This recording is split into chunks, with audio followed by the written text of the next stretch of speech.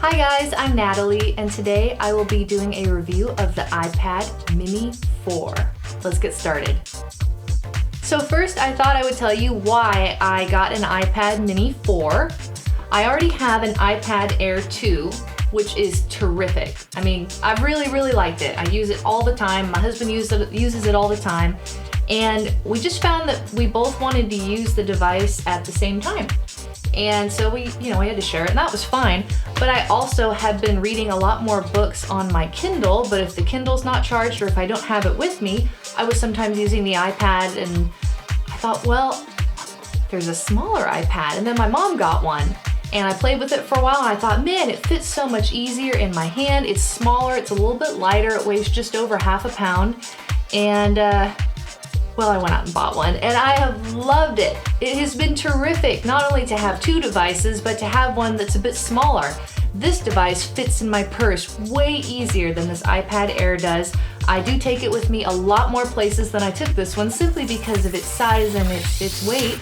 And I've been reading a lot more books on it, that's for sure. But it is nice to have two. We're not, having to fight over it. Somebody can be watching a movie, somebody can be looking up news or looking up something. Anyway.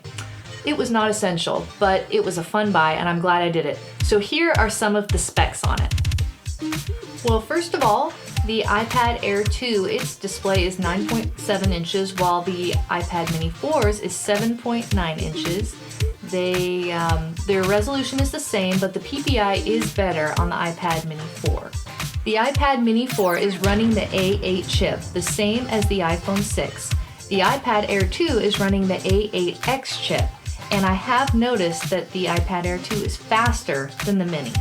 It just kind of depends on what you're doing, but with games, with streaming movies and loading stuff, the Air is definitely noticeably faster. On the whole, for most of what I do, it's not a big deal, not a big problem, but it's there, it's noticeable. As far as the camera goes, exactly the same, no difference. You're not upgrading, you're not downgrading, they're exactly the same. They're both 8 megapixel with the back-facing cameras, and everything's the same. There's no difference. They do video the same, slow-mo, same features, same everything. The front-facing camera is still the same. It still stinks. It needs help. But there you have it. Both of the iPads have Touch ID. I wanted to have that for security reasons. I could have gotten an iPad Mini 2. They're a little less expensive, and seemed like the stores had more of those in stock for some reason, but I wanted to have the security of the Touch ID, so I waited and I got the Mini 4, and I'm glad to have that. I turn it off when I'm at home, but it's nice to have it when you're out traveling to be a little bit more secure.